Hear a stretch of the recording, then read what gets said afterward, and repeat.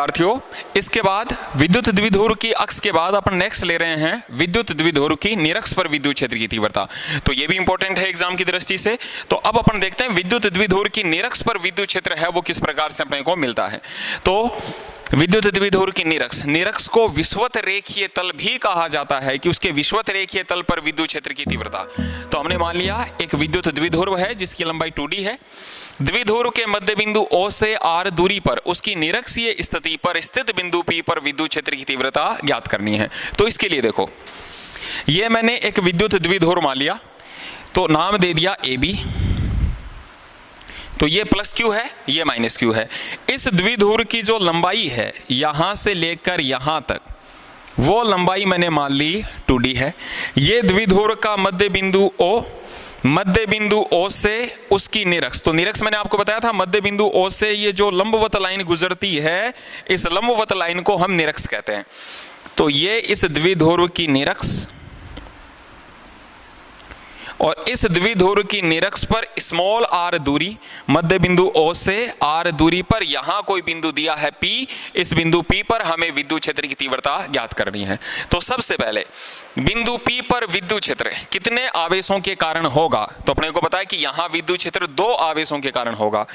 Plus Q अपना विद्युत क्षेत्र उत्पन्न करेगा, माइनस Q भी अपना विद्युत क्षेत्र उत्पन्न करेगा। तो सबसे पहले प्लस Q आवेश के कारण देखें, तो देखो यहां भी प्लस, जहां निकालते हैं वहां प्लस मान के चलते ही हैं। तो यहां भी प्लस, यहां भी प्लस, प्लस प्लस में प्रतिकर्षण किस पर निकाल रहे हैं, P पर। किसके कारण, A के कारण। तो A से दूर जाएंगे, P बीच में आना चाहिए।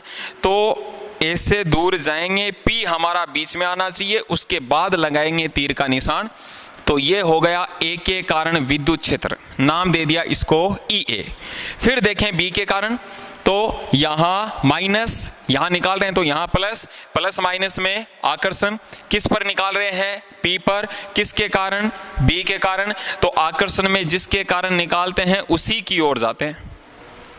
यह हो गया B के कारण विद्युत क्षेत्र, नाम दे दिया इसको हमने EB वेक्टर। तो सबसे पहले EA इस दिशा में, EB जाएगा इस दिशा में। इन दोनों का पहले निकाल लें एक बार अपन परिमाण। तो परिमाण निकालने के लिए सबसे पहले प्लस Q आवेश के कारण, प्लस Q आवेश के कारण बिंदु P पर विद्युत क्षेत्र की तीव्रता, विद्युत क्षेत्र की तीव्रता। तो इस आवेश के कारण इस बिंदु पर विद्युत क्षेत्र की तीव्रता, फॉर्मूला वही यूज में लेना है, बिंदुवत आवेश के कारण विद्युत क्षेत्र E बराबर KQ/R²। तो उस फॉर्मूले में हमें दूरी की जरूरत पड़ेगी। तो A से लेकर और P तक की जो दूरी है, ये दूरी हमें चाहिए कि यहां से लेकर यहां तक की दूरी है वो कितनी हो जाएगी। तो ये दूरी कैसे मिलेगी, A से लेकर O तक ये लंबाई कितनी हो गई, D, 2D का आधा। ये D है, ये R है, तो आधार D है, लंब हमारे पास R है, तो कर्ण हो जाएगा √ आधार स्क्वायर प्लस लंब square, √R² plus D²। Plus Q आवेश के कारण बिंदु P पर विद्युत क्षेत्र की तीव्रता EA वो हो जाएगा KQ/R²। तो R का मान कितना आया, √R² प्लस D² का होल स्क्वायर। सेम यहां से लेके यहां तक दूरी भी वही हो जाएगी, √R² प्लस D²। इसको थोड़ा सा सोल्व कर लें तो अपने को पता है √ का होल स्क्वायर करेंगे तो रूट कैंसिल, ये हो जाएगा KQ/R² प्लस D²। दिशा बता दें तो EA की जो दिशा है वो किधर हो गई, AP वेक्टर के अनुदिश। तो दिशा हो गई इसकी AP वेक्टर के अनुदिश। ऐसे ही अपन निकाल लेंगे माइनस Q आवेश जो अपना यहाँ पे, इस माइनस Q आवेश के कारण बिंदु P पर विद्युत क्षेत्र। तो माइनस Q आवेश के कारण, माइनस Q आवेश के कारण बिंदु P पर विद्युत क्षेत्र। तो माइनस Q आवेश के कारण बिंदु P पर विद्युत क्षेत्र वो है हमारे पास EB, और वो हो जाएगा KQ अपॉन दूरी वही है √R² प्लस D² का होल स्क्वायर। हम केवल परिमाण ले रहे हैं इसलिए अपने को माइनस लगाने की जरूरत नहीं है। KQ/R² plus D²। इसकी दिशा किधर हो जाएगी, तीर का निशान इधर लगा हुआ है, तो इसकी दिशा हो जाएगी पीबी वेक्टर के अनुदिश। तो ये दो विद्युत क्षेत्र थे, दोनों का परिमाण हमने निकाल लिया। अब आता है इनका परिणामी निकालने की। तो परिणामी निकालने के लिए सबसे पहले यहां देखें, यहां इन दोनों के बीच का कोण है ये, जो कि हमें नहीं पता। और जब हमें कोण नहीं पता होता है तो देखो बाकी सारी कंडीशन आपको बताई हुई है कि 60 डिग्री में क्या करते हैं, 90 डिग्री में क्या करते हैं, 120 में क्या करते हैं। यहां पर हमारे पास कोण नहीं है, तो कोण नहीं है, तो जब कोण नहीं होता है तो वहां पर हमारे पास ऑप्शन होता है उसको घटकों में वियोजित करने का।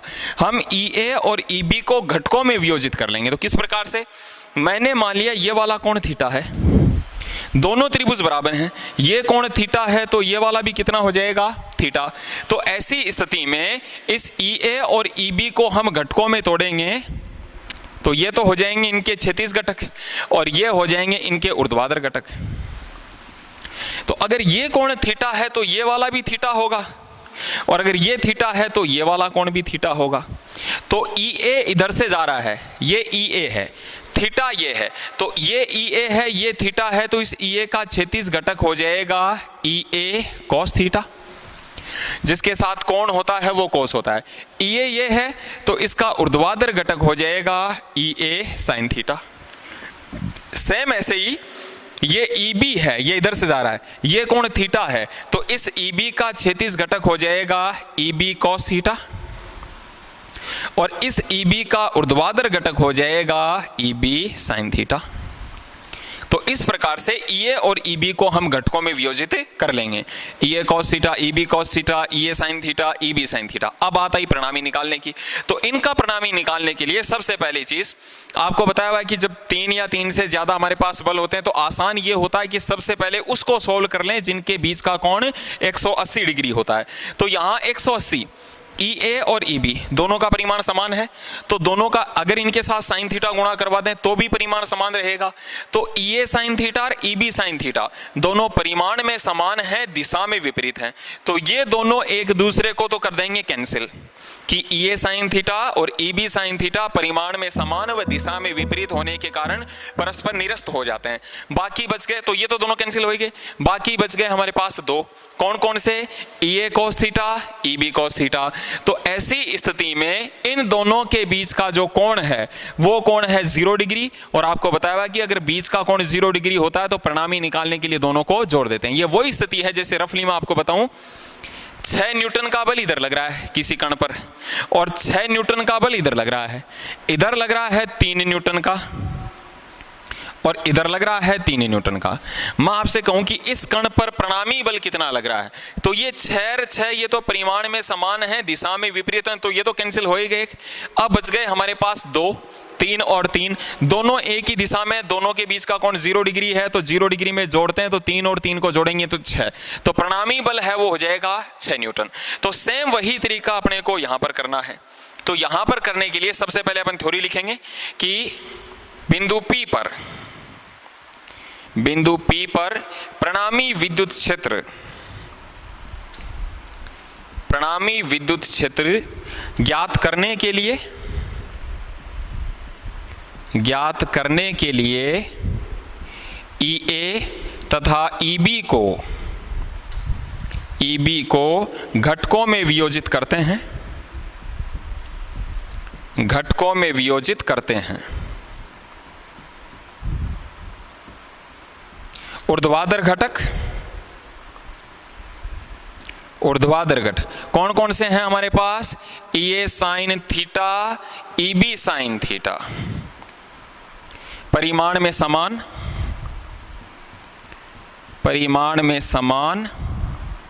व दिशा में विपरीत होने के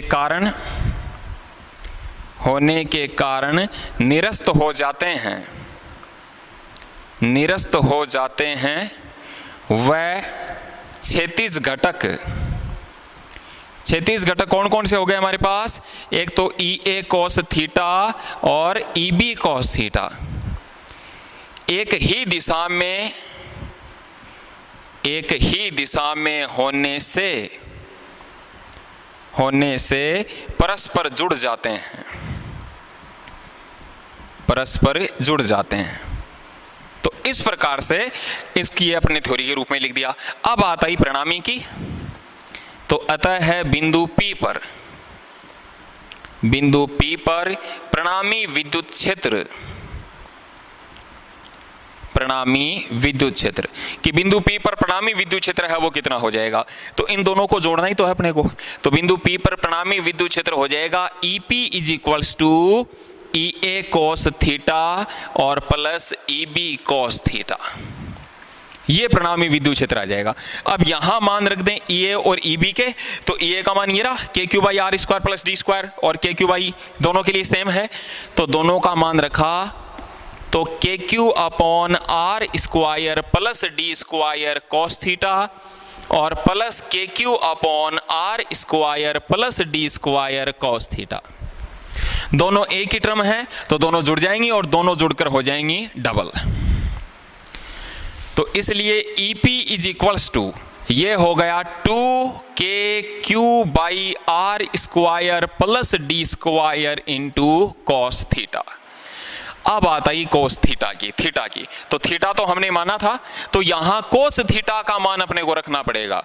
तो cos थीटा का मान अपने को मिलेगा डायग्राम से। तो देखो किस प्रकार से डायग्राम में यदि हम देखें तो ये मैंने ले लिया A, O और P, ये हमारे पास एक समकोण त्रिभुज है, ये थीटा हमने माना है, ये 90 है। 90 के ठीक सामने की साइड हो गई कर्ण जिसके साथ कोण बनाता है वो हो गई आधार, और तीसरी भुजा हो गई लंब। हमें मान रखना है कोस का, तो कोस बराबर होता है आधार बटा कर्ण। आधार कितना हो गया D, और कर्ण की लंबाई कितनी है √R² प्लस D स्क्वायर। तो वैल्यू पुट करेंगे तो त्रिभुज APO से कोस थीटा का मान D/√R² प्लस D स्क्वायर, क्या चीज है ये, आधार बटा कर्ण। ये वैल्यू कोस की जगह रख देंगे तो EP बराबर आ गया 2KQ/R² plus D square. Cos theta का मान है D/√R² प्लस D स्क्वायर। इसको सॉल्व कर लें तो EP is equals to KQ, 2 और D साथ में ले लें तो 2D, R² plus D square की एक पावर यहां पर है, आधी पावर यहां पर है, तो R² प्लस D स्क्वायर की टोटल पावर हो गई 3/2, एक और आधा डेढ़ हो गया तो 3/2। Q इंटू 2D, ये फिर से विद्युत द्विध्रुव आघूर्ण, तो EP is equals to KP/R² plus D square की होल पावर हो गई 3/2। ये विद्युत द्विध्रुव की निरक्ष पर विद्युत क्षेत्र की तीव्रता का फॉर्मूला आ गया। फिर से वही एक विशेष स्थिति लेंगे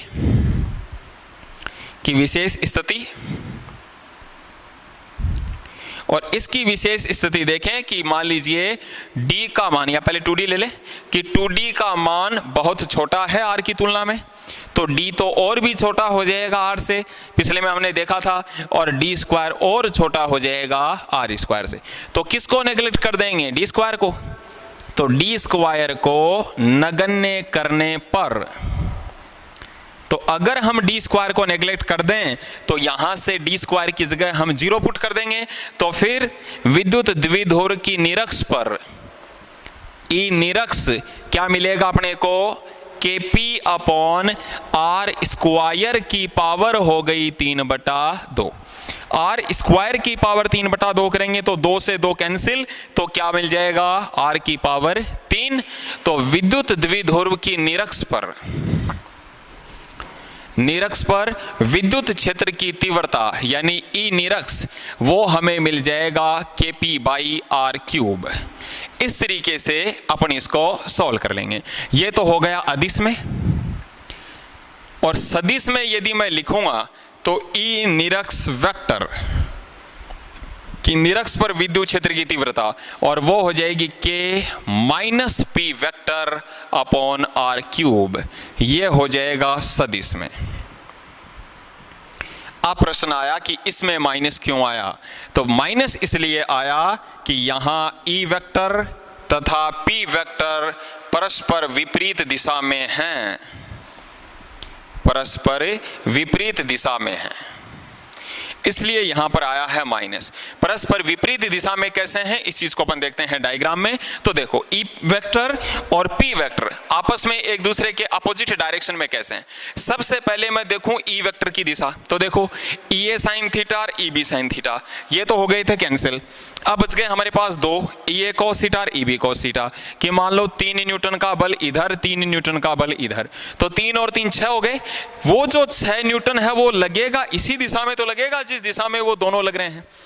तो ई ए कॉस थीटा और ई बी कॉस थीटा दोनों का परिणामी भी तो इसी दिशा में आएगा। तो निरक्ष पर विद्युत क्षेत्र आ रहा है हमारा इस दिशा में। अब इसकी दिशा देख लो, प्लस से माइनस है, माइनस से प्लस है, तो इस डायरेक्शन में आया है, तो ये रहा प्लस, यहां माइनस, तो ई आया है प्लस से माइनस की ओर। और पी वेक्टर की दिशा किधर होती है, माइनस से प्लस की ओर। तो पी वेक्टर इस दिशा में, ई वेक्टर है इस दिशा में, इसलिए वहां पर हमने लगाया था माइनस। इस प्रकार से ये विद्युत द्विध्रुव की निरक्ष पर विद्युत क्षेत्र की तीव्रता है, ये अपने को करना है।